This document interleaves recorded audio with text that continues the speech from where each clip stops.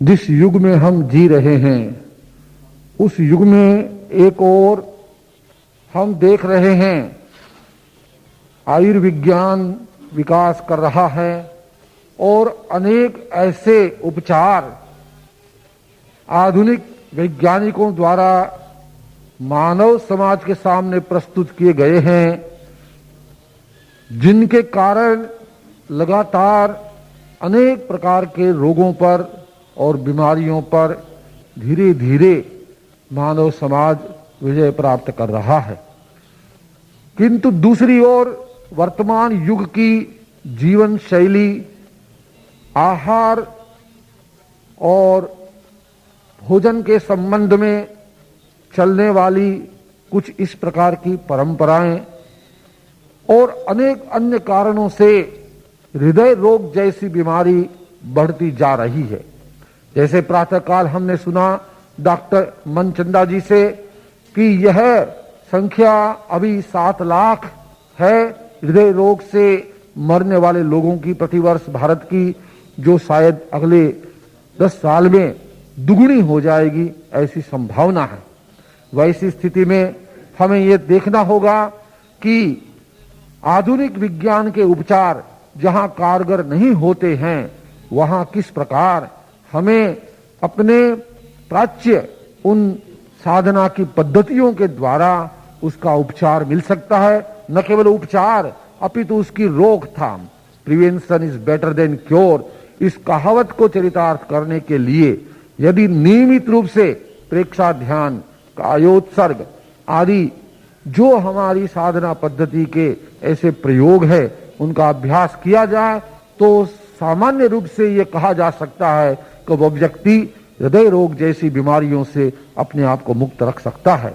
भगवान महावीर स्वास्थ्य शास्त्रमाला के अंतर्गत आज हम आचार्य प्रवर से इस विषय पर विशेष प्रवचन सुनेंगे, हृदय रोग कारण और निवारण, और उसके साथ साथ आयुर्विज्ञान संस्थान के, अखिल भारतीय आयुर्विज्ञान संस्थान के जो सुप्रिंटेंडेंट है, चीफ सुप्रिंटेंडेंट डॉक्टर मनचंदा इस रोग के विशेषज्ञ है, उनके भी महत्वपूर्ण जो उनके शोध कार्य है उस पर वो प्रकाश डालेंगे और हमारे श्रोताओं को वे इस प्रकार से उद्बोधन देंगे और अंत में हम गणाधिपति श्री गुरुदेव से आशीर्वचन प्राप्त करेंगे। अब आचार्य श्री महाप्रज्ञ जी। बहुत प्राचीन काल से रोग और आरोग्य पर विचार होता रहा है। रोग के कारण शरीर के भीतर भी है और बाहर भी, आरोग्य के हेतु भी भीतर है और बाहर, दोनों ओर है। यदि भीतर के कारणों को हम ठीक समझ लें और उनके लिए एक विशेष प्रकार के दृष्टिकोण का निर्माण करें तो समस्या का काफी समाधान होता है।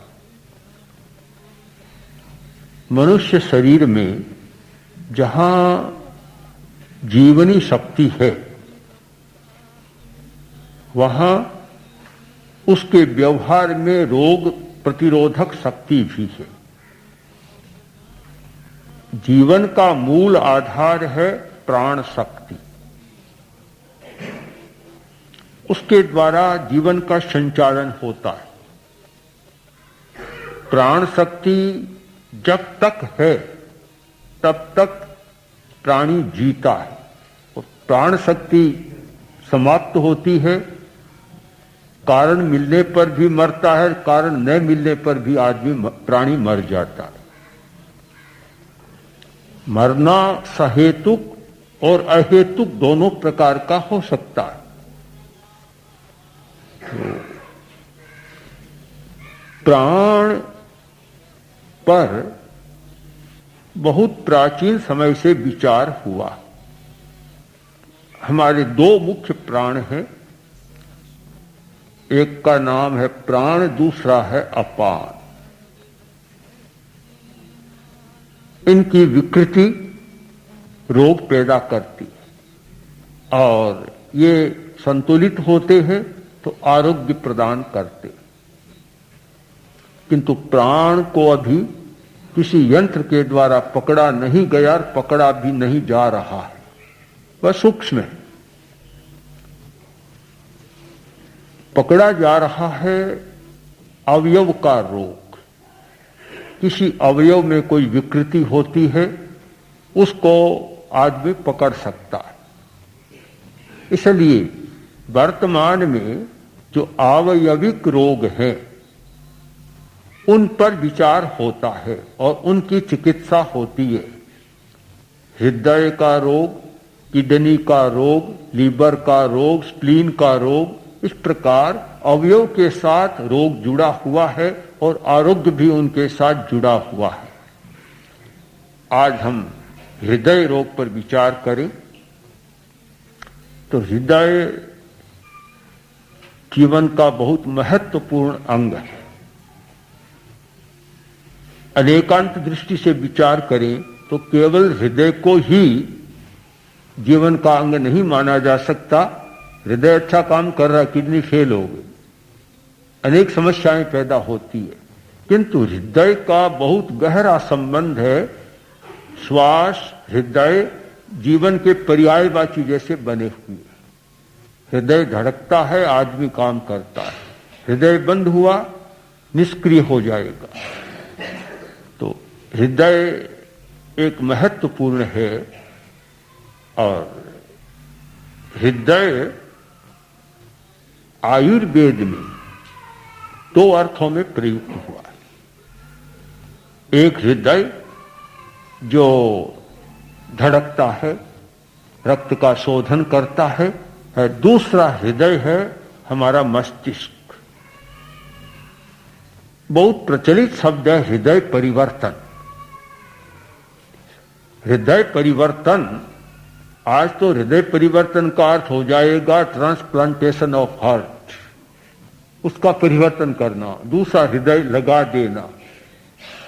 किंतु हृदय परिवर्तन में यह अर्थ नहीं है कि हृदय का प्रत्यारोपण करना, किंतु हृदय परिवर्तन का था कि उसका भाव बदल देना, चिंतन बदल देना, मानसिकता को बदल देना, वह हृदय।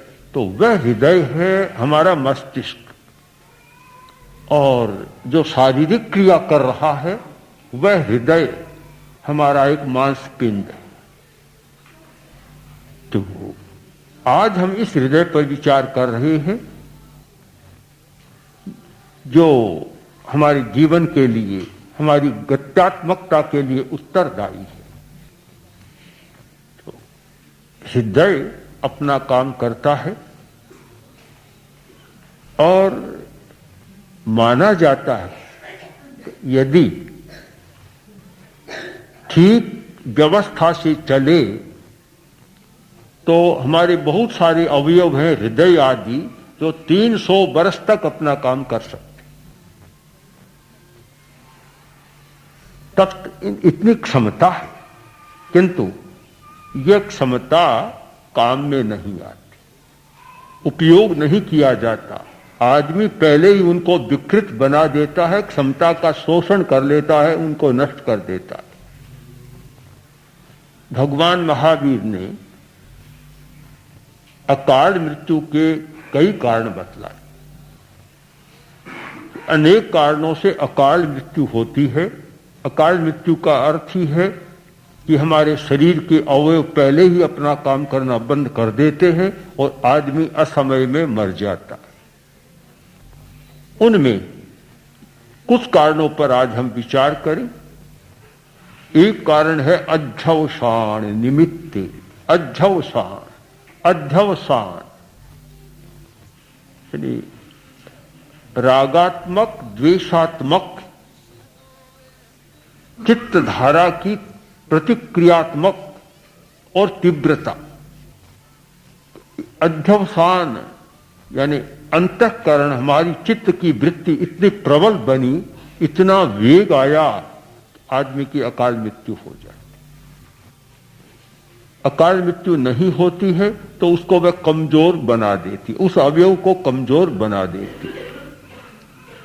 तो अध्यवसान का प्रभाव हमारे शरीर के अनेक अवयवों पर पड़ता है,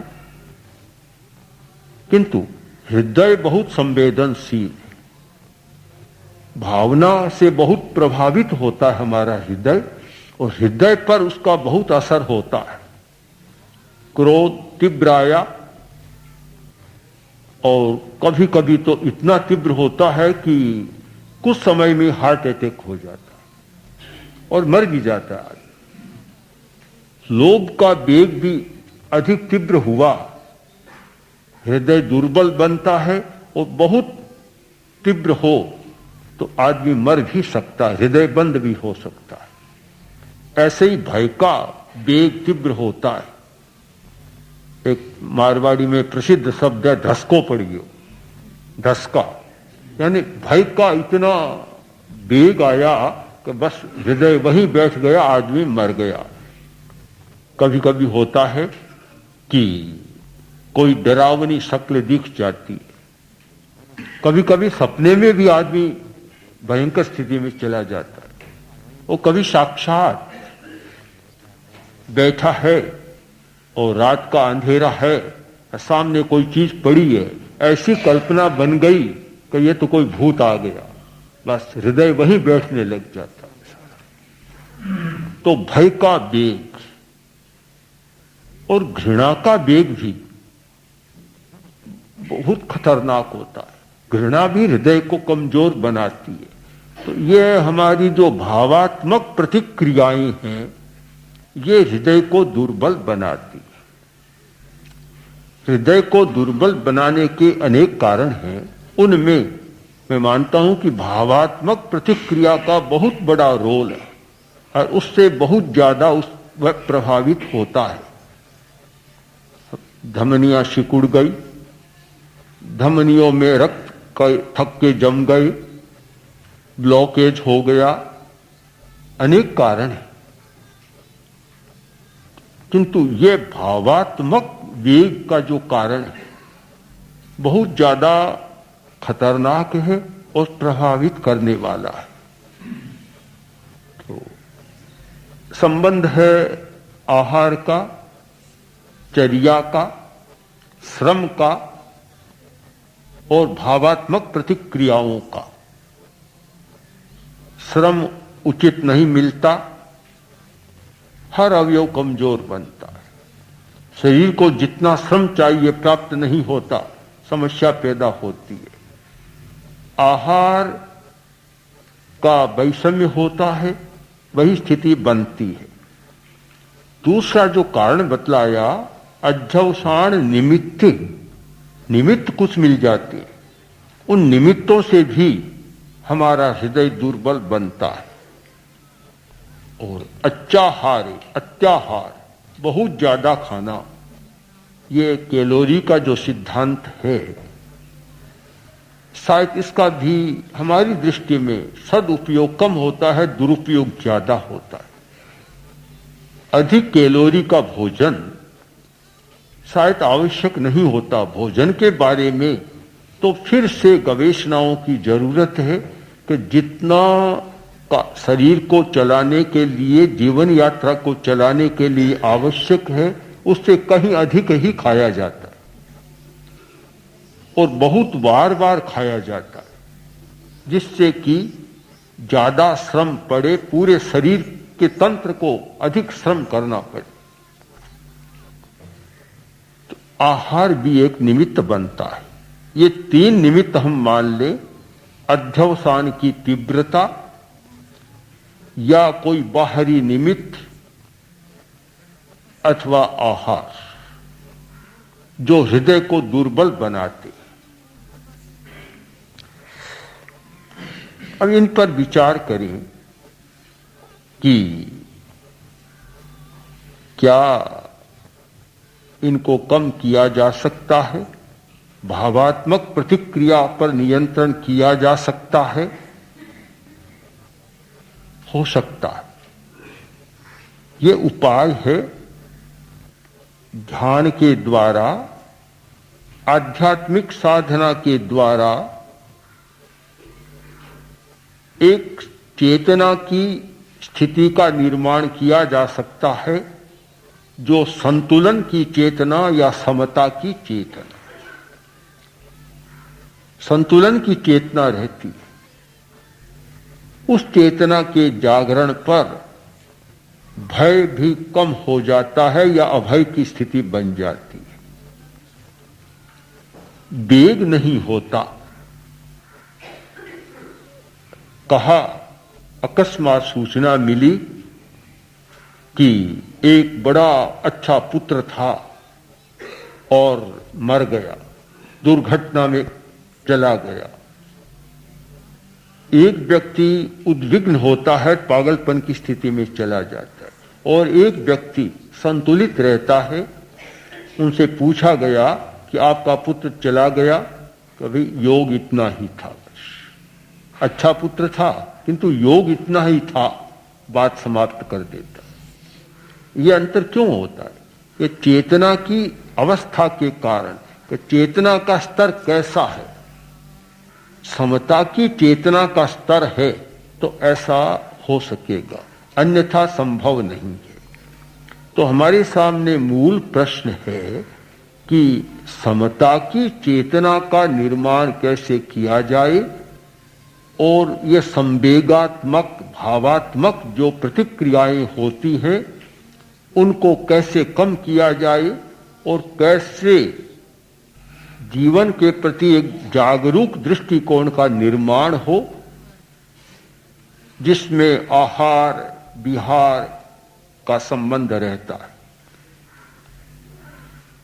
सबसे बड़ी बात है दृष्टिकोण का निर्माण। हमारा कोई भी व्यवहार और आचरण बाद में होता है, पहले दृष्टिकोण का निर्माण होता है। तो दृष्टिकोण का निर्माण कैसे हो, उसके लिए जब उपाय खोजा गया तो सबसे पहला उपाय मुझे लगता है अनेकांत का जीवन में प्रयोग, अनेकांत का दृष्टिकोण। भगवान महावीर ने अनेकांत का दृष्टिकोण दिया था, जिससे मस्तिष्कीय संतुलन और भावात्मक संतुलन और शारीरिक क्रियाओं का संतुलन बना रहे। आग्रह में स्थिति बहुत उलझती। एक बात का आग्रह हो गया और वह तनाव पैदा करता है। आग्रह बहुत तनाव पैदा करता है, और तनाव हृदय रोग अथवा अन्य शरीर के अवयवों को विघात करने के लिए बहुत जिम्मेवार बनता है। आग्रह में तनाव होता है। सामान्य घटना होती है, परिवार के दो व्यक्ति हैं, परस्पर में आग्रह हो गया। एक कहता है कि मैं इस मकान को खरीदूंगा, दूसरा कहता नहीं, यह मैं नहीं लेने दूंगा। अब मकान खरीदा गया नहीं खरीदा गया, किंतु दोनों में तनाव इतना बन गया, एक दूसरे की क्रिया प्रतिक्रिया शुरू हो गई। वह उस पर ध्यान देता है कि कहीं खरीद न ले, और वह लगता है कि कोई मेरे कार्य में बाधा न डाले। तनाव, आग्रह का तनाव, यानी एकांगी दृष्टिकोण, अपना आग्रह, एकांतवाद, मिथ्यावाद आग्रह पैदा करता है। आग्रह से तनाव, आग्रह, विग्रह, तनाव और हृदय रोग, एक संबंध जुड़ता है सारा। तो अनेकांत है आग्रह का विसर्जन। दूसरे के दृष्टिकोण को समझने का प्रयत्न करो। कोई विचार अपने समझ में न आए, कोई बात समझ में न आए तो तुम्हारी बात ही उस पर थोपने का प्रयत्न मत करो, उसको समझने का भी प्रयत्न करो। दोनों बैठकर विचार करो, और विचार न मिले तो फिर उसका एक सिद्धांत है कि कहीं न कहीं समन्वय का सूत्र खोजो, और समन्वय का सूत्र भी न खोज मिल सके तो तीसरा सिद्धांत है सह अस्तित्व। अनेकांत का एक सिद्धांत है कि दो विरोधी धर्म एक साथ रह सकते हैं, दो विरोधी वस्तुएं एक साथ रह सकती है। कोई भी वस्तु ऐसी नहीं है जिसमें विरोधी धर्म न हो, चाहे नेगेटिव पॉजिटिव साथ रहे दोनों चार्ज, चाहे ठंड और गर्मी, शीतल और गर्म दोनों एक साथ रहते हैं। आप किसको मानेंगे ठंडा है, किसको मानेंगे गर्म है? ठंडा है वह गर्म भी है और गर्म है वह ठंडा भी है। सापेक्ष दृष्टिकोण है हमारा। राजस्थान की ठंड है, बहुत ज्यादा है, दिल्ली की भी ज्यादा है, किंतु ध्रुव पर चले जाएं तो, काकेशस में चले जाएं, कश्मीर में चले जाएं तो ठंड भी यहाँ की गर्म। वहां का आदमी आएगा तो लगेगा मौसम बहुत अच्छा है, गर्मी जैसी है। हर बात सापेक्ष है, तो सापेक्ष दृष्टि से विचार करें। यह अनेकांत का प्रयोग आग्रह को कम करता है, तनाव को कम करता है। तो हमारा दृष्टिकोण अनेकांत का बने, जिससे हम अनेक बीमारियों से निजात पा सके।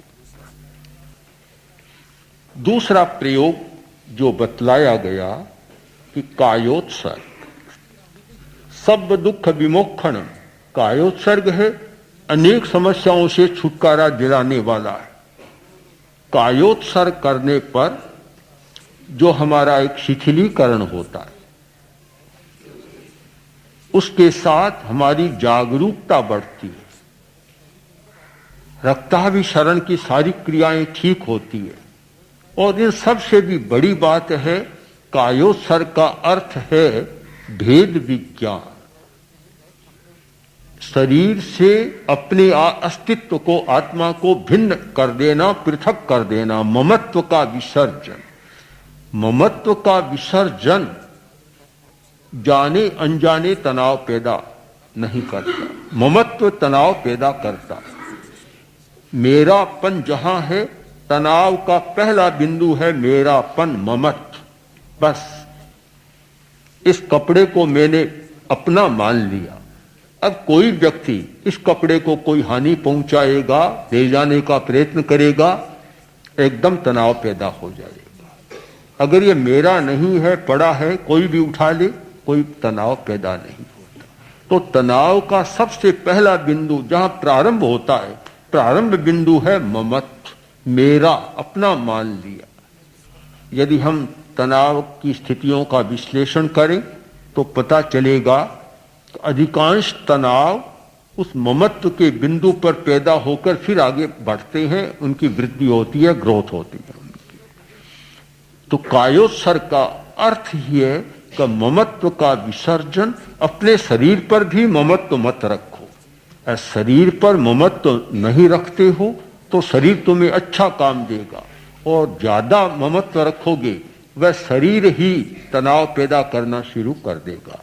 यह हमारी आंतरिक प्रक्रिया है जो हृदय को दुर्बल बनाती है या अनेक बीमारियों को जन्म देती है। तो एक प्रयोग कायोत्सर्ग, और अनुभव बताता है कि हृदय रोग के लिए कायोत्सर्ग शायद सर्वोत्तम दवा है। जब कभी भी समस्या आती है तो डॉक्टर का परामर्श क्या होगा? बेड रेस्ट करो। अब बेड रेस्ट करो, उससे ज्यादा अच्छा है कायोत्सर्ग करो, यानी प्रवृत्ति को तुम कम कर दो। उस अवस्था में ऑक्सीजन की खपत भी कम हो जाएगी, शारीरिक क्रिया भी अपने आप, शरीर अपने आप को ठीक करने लग जाएगा, और हमारी रोग प्रतिरोधात्मक शक्ति, हमारा रेजिस्टेंस पावर भी बढ़ेगा, इम्यूनिटी सिस्टम भी सक्रिय बन जाएगा, और सबसे बड़ी बात कि प्राण की सक्रियता बढ़ जाएगी। प्राण और अपान ये दो शब्द हैं योग के, बहुत प्राचीन शब्द हैं। अपान का मुझे लगता है सोच तो इस पर होनी चाहिए कि हृदय के साथ अपान का बहुत गहरा संबंध है। अपान हमारा स्थान है, नाभि से लेकर गुदा तक का स्थान, ये अपान प्राण का स्थान है, अपान का। जितनी अपान की शुद्धि रहती है हृदय उतना स्वस्थ रहता है, और जितनी अपान की अशुद्धि रहती है बेचैनी, उदासी, निषेधात्मक भावनाएं, यानी हृदय को कमजोर करने वाली सारी चेतना जागृत हो जाती है। अपान की शुद्धि, अपान का संबंध, वह प्राण धारा जो प्राण को भी बल दे, वैसे प्राण का स्थान माना गया है प्राणो नासाग्र हिन्नाभिपादांगुष्ठांत गोचर। ये प्राण के स्थान माने गए। नासाग्र, जिसका प्रेक्षाध्यान में नाम ही है प्राण केंद्र, प्राण का स्थान है। हृदय प्राण का स्थान है।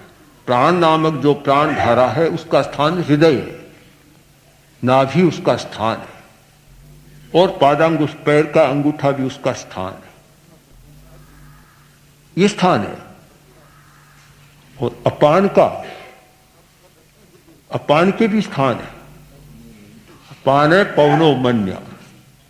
तो अब प्राण और अपान दोनों का जब मिलन होता है तो कुछ अनेक स्थितियां पैदा होती है। तो अपान विकृत होकर प्राण को भी विकृत कर देता है, और हम प्रत्यक्ष अनुभव करते हैं। किसी व्यक्ति को कब्ज है, अब कब्ज की अवस्था में उसकी मानसिक स्थिति क्या बनती है? बहुत तो बुरे विचार आते, नींद भी पूरी नहीं आती, बेचैनी रहते, उदासी रहते, काम में मन नहीं लगता, और पेट बिल्कुल शुद्ध हुआ, एनिमा ली या कोई प्रयोग किया, सफाई हुई, और कहता है बहुत प्रसन्न हो गया, एकदम उल्लास जैसा होता है। तो अपान क्रिया का, प्राण धारा का बहुत गहरा संबंध है, और इसीलिए योग में हृदय रोग के निवारण के लिए मंत्र का निर्माण भी किया गया। उसमें लंग का प्रयोग किया गया कि लंग के उच्चारण से हृदय रोग मिटता है। लम लम लम लम, और यह लम है वह पृथ्वी तत्व का बीज है। 5 भूत माने गए शरीर में, तत्व माने गए, तो उनमें पृथ्वी तत्व का बीज लंग होता है। लंग का उच्चारण करने से पृथ्वी तत्व सक्रिय बनता है, और पृथ्वी तत्व का स्थान हमारा ये अपान का स्थान है। प्रेक्षा की भाषा में शक्ति केंद्र का स्थान पृथ्वी तत्व का शक्ति केंद्र स्थान है उसका। तो अपान का बहुत गहरा संबंध है। यद्यपि यह किसी आज निदानिक उपकरण के द्वारा, डायग्नोसिस के द्वारा तो नहीं बताया जा सकता, समझाया जा सकता अब तक, किंतु यह एक चिंतन और प्राण की सारी क्रिया का संबंध जानने पर ऐसा प्रतीत होता है कि यह भी बड़ा महत्वपूर्ण है। और कुछ व्यक्तियों को लंग का प्रयोग कराया गया तो परिणाम भी आया है। कुछ लोग इसका मंत्र बनाकर भी उच्चारण करते हैं, ओम लंग ललिता देवीभ्याम नमे। मूल लंग बीज पर है। लंग के प्रयोग से यहां प्रतिक्रिया होती है और आरोग्य भी होता है। हमने कुछ बीज मंत्रों के प्रयोग किए, उससे भी लगा कि यहां का अवरोध मिटता है। जैन मंत्र शास्त्र में राम ह्रीं रूम ह्रीं रौम रह, इस मंत्र को बहुत शक्तिशाली मंत्र माना गया। राम ह्रीं रूम ह्रीं रौम रह। हृदय रोगियों को या जिनका फुफ्फुस भी कमजोर, हृदय भी कमजोर, उनको राम और ह्रीं का प्रयोग कराया गया, काफी उनको लाभ मिला। अब लाभ कैसे मिला, क्या हुआ, यह तो सारा एक ध्वनि विज्ञान, मंत्र विज्ञान का विषय है, और इसके साथ रंगों का भी संबंध है। रंगों का, कौन सा रंग हमारे किस अवयव को पुष्ट करता है। लीवर के लिए किस रंग की जरूरत है जो लीवर को शक्तिशाली बनाए। स्प्लीन के लिए किस रंग की जरूरत है जो शक्तिशाली बनाए। हर अवयव का अपना भी रंग होता है और दूसरे सहायक रंग बाहर से हम ग्रहण कर उस अवयव को पुष्ट भी बना सकते। तो अक्षरों के भी अपने रंग होते, हर वर्ण का रंग होता है। राम उसका एक रंग, रीम उसका भी रंग है। अब रंगों का जो कॉम्बिनेशन होता है कि किस प्रकार के रंग परस्पर में मिलकर और किस प्रकार की स्थिति को पैदा करते हैं, हर व्यक्ति अनुभव कर सकता है कि शरीर में जो विकार पैदा होता है और हमारी रोग निरोधक शक्ति को कम करता है, उस विकार को निकालने के लिए रंग राम बहुत शक्तिशाली प्रयोग है। राम राम राम तो विकार निकलेगा। मूल बात है विकार को निकालना। यहां हम प्राकृतिक चिकित्सा के सिद्धांत को भी जरा जोड़ दें कि उनके अनुसार बीमारी एक ही है और कोई नाम ही नहीं है बीमारी का, बस फॉरेन मैटर, विजातीय तत्व का संचय होने का मतलब बीमारी, और विजातीय तत्व का बहिर्निस्सरण, बाहर निकाल दो, आरोग्य। ये निश्चित है कि यह फॉरेन मैटर या विजातीय तत्व बहुत संचित होता है हमारे शरीर में, पूरे शरीर में इतना संचित होता है, कल्पना करना कठिन है। स्थूल मल भी इतना संचित होता है, हम सोच नहीं सकते।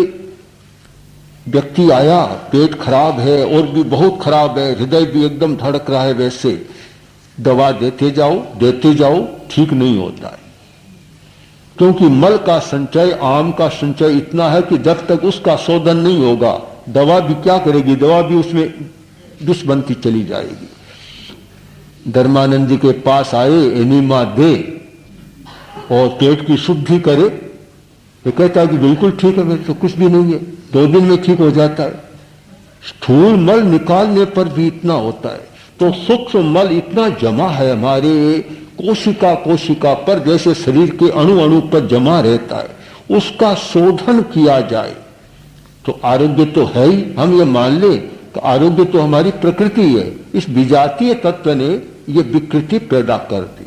तो यह राम एक बहुत शक्तिशाली प्रयोग है विष को बाहर निकालने के लिए। अगर कोई व्यक्ति 10 मिनट राम राम राम राम का प्रयोग करता है, उसको अनुभव होगा 2, 4, 5 दिन में कि शरीर से विकार निकल गए हैं, और शारीरिक और मानसिक विकारों का भी रेचन होता है इससे साथ साथ। तो ये प्रयोग किए गए, तो काफी प्रयोगों में इनमें सफलता मिली। और इनके साथ दीर्घ श्वास का प्रयोग है। दीर्घ श्वास ये प्रयोग हैं जिनके द्वारा हम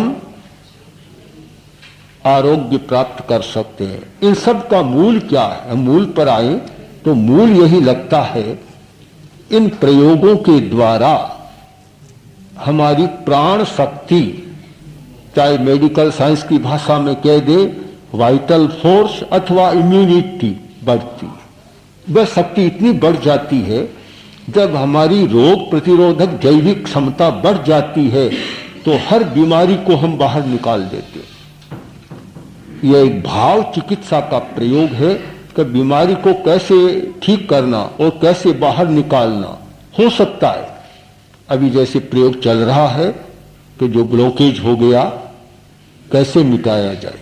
हमारा विश्वास है कि यदि प्राण शक्ति को प्रबल कर और वहां प्राण संचार का प्रयोग किया जाए और मानसिक चित्र का निर्माण किया जाए, एक और ब्लॉकेज और एक तरफ शुद्ध नलिकाएं धमनियां हैं, दोनों का निर्माण किया जाए और जो शुद्ध है उस पर ध्यान केंद्रित किया जाए, एकाग्रता की जाए।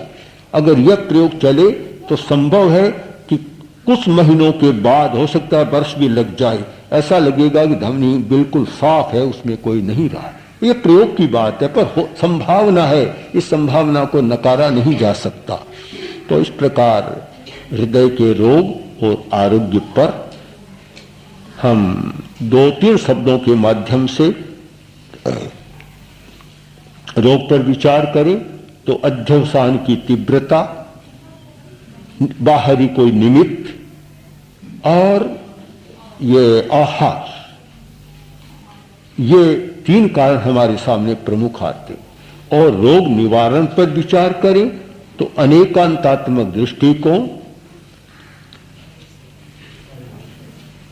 ये कायोत्सर्ग, दीर्घ श्वास और कुछ ध्वनियों का प्रयोग या रंगों का प्रयोग, रंगों का भी प्रयोग किया। ध्वनि भी रंग पैदा करती है। अब तो जानते हैं, आज के वैज्ञानिक में जीने वाले जानता है कि ध्वनि, प्रकाश, ये सारे क्या है, एक ही जाति के हैं, एक ही प्रकंपन पर